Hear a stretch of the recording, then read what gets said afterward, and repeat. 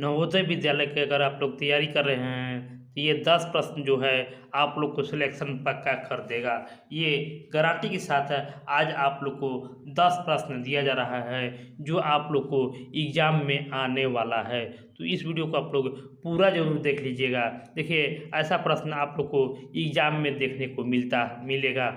तो पहला प्रश्न है कि ₹5 का ₹25 का कितना प्रतिशत होगा। देखिए, ₹25 का ₹5 कितना प्रतिशत है, तो प्रतिशत कैसे निकाला जाता है ये आप लोग को सीखना चाहिए। देखिए, आप लोग एकदम शॉर्ट वे में कैसे निकालिएगा। देखिए, ₹25 का ₹5, ₹25 का ₹5, तो इसको भाग दे दीजिएगा तो कितना आएगा, 5 आ जाएगा।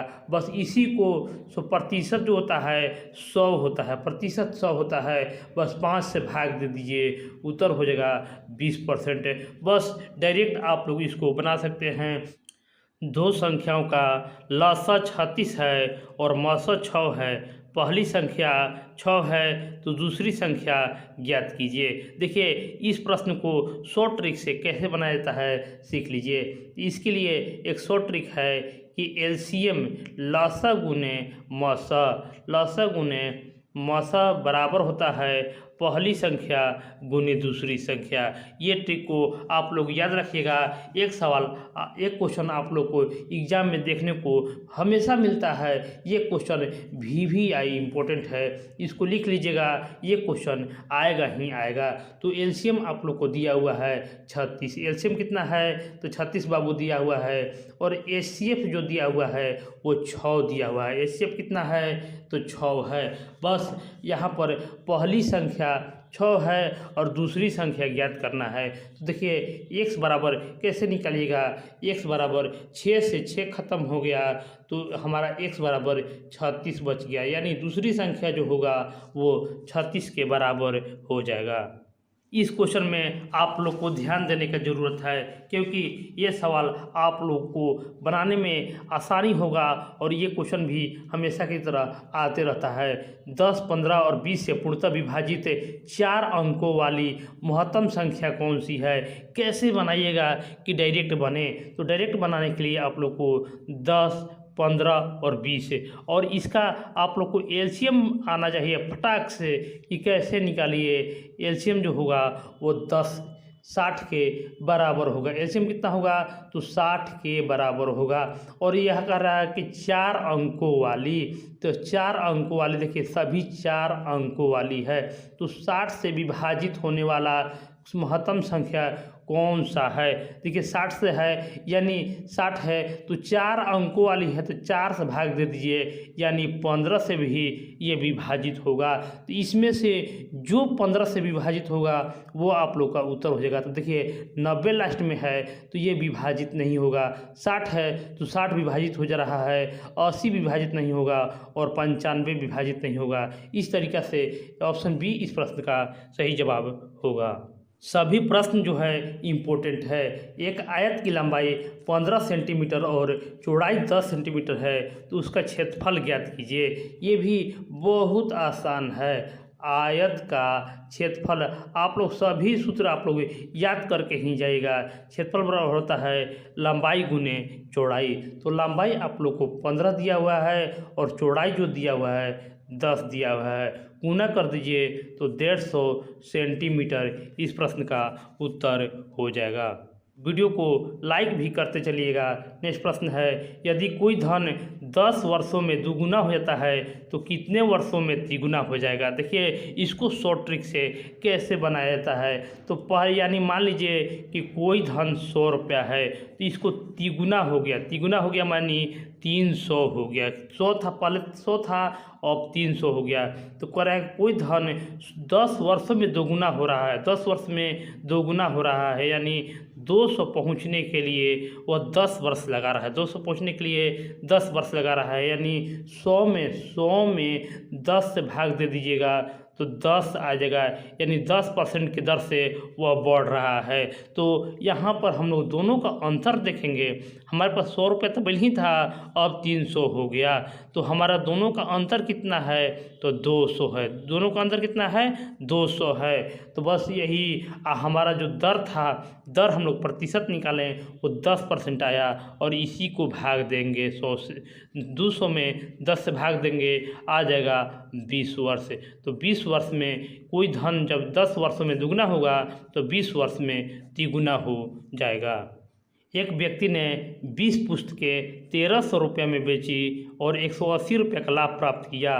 तो इन सभी पुस्तकों का क्रय मूल्य ज्ञात कीजिए। देखिए डायरेक्ट इसका आंसर दिख रहा है कि एक व्यक्ति जो था वो 20 बुक को 1300 रुपया में बेचा और 180 रुपया का लाभ कमाया।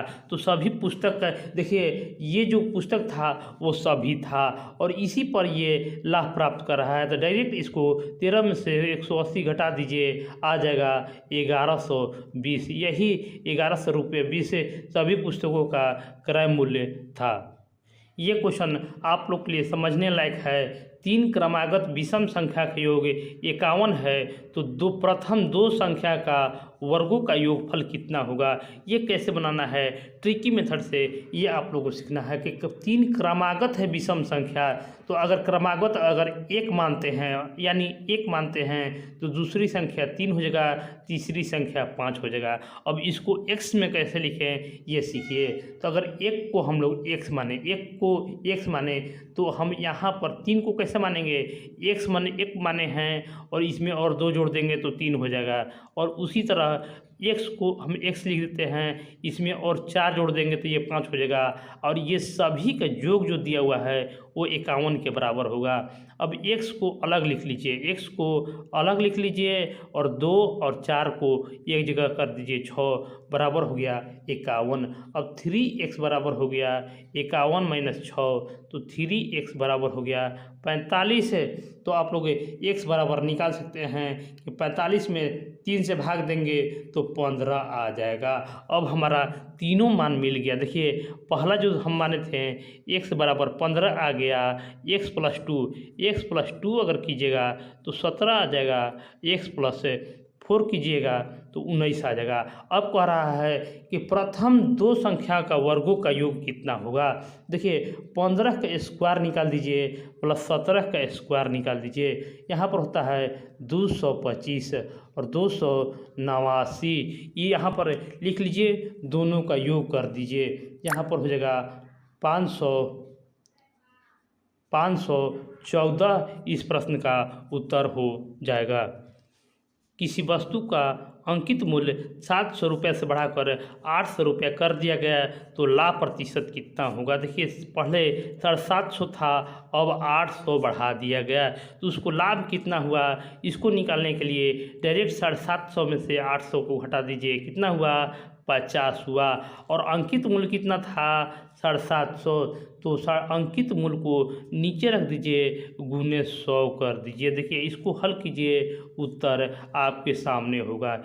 यहाँ पर हम लोग हल करेंगे। देखिए 75 को कटा देंगे, यहाँ से 75 तिया होता है, यहाँ पर 2 से कट जाएगा। यहाँ पर देखिए यहाँ पर हो जाएगा 20/3। इसको हल कीजिएगा तो 6.2/3% इसका लाभ हो जाएगा।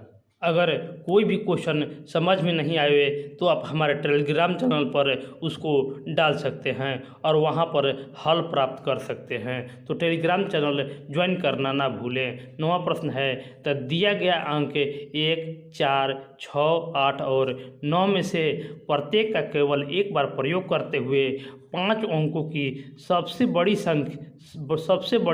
सम संख्या क्या होगी। तो क्वेश्चन बारीकी से पढ़ना है।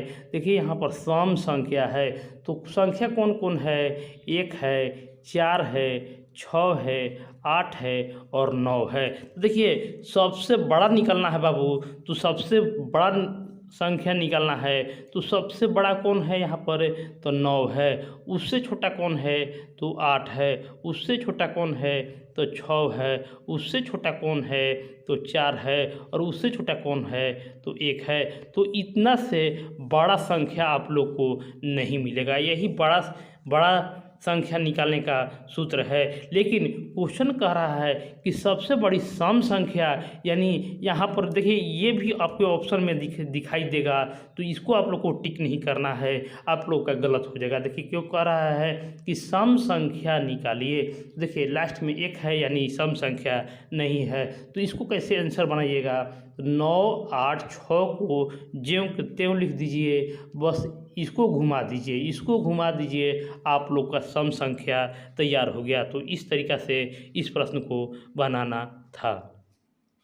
संख्या 30,786 में किस अंक का स्थानीय मान सबसे अधिक होता है। यह स्थानीय मान क्या होता है, तो जहाँ जो स्थापित होता है उसका वह स्थानीय मान हो जाता है। तो जो देखिए यहाँ पर 6 का स्थानीय मान 6 हो जाएगा, वहीं 4 का देखेंगे तो 40 हो जाएगा। देखिए ये इकाई है, ये दहाई है, ये सैकड़ा है, ये हज़ार है, ये 10,000। उसी तरह इसको देखेंगे यहाँ पर 700 हो जाएगा, और यहाँ पर देखिए 0 हो जाएगा, यहाँ पर 30 है, 3 1 2 3 4 1 2 3 4। देखिए सबसे बड़ा जो स्थानीय मान हो गया वो 3 का हो जाएगा। तो 3 इस प्रश्न का उत्तर हो जाएगा। तो इसी तरह इस वीडियो में बने रहिए, आगे भी इसी तरह का और भी वीडियो मिलते रहेगा। लाइक ज़रूर कर दीजिएगा इसको, और शेयर भी इसको कर लीजिएगा, और चैनल को सब्सक्राइब ज़रूर कर लीजिएगा, क्योंकि आप लोग सब्सक्राइब नहीं करते हैं। तो और भी वीडियो पाने के लिए इस चैनल को और सब्सक्राइब करके आगे बढ़ाइए, ताकि इसी तरह और भी वीडियो मिलते हैं नेक्स्ट वीडियो में। धन्यवाद।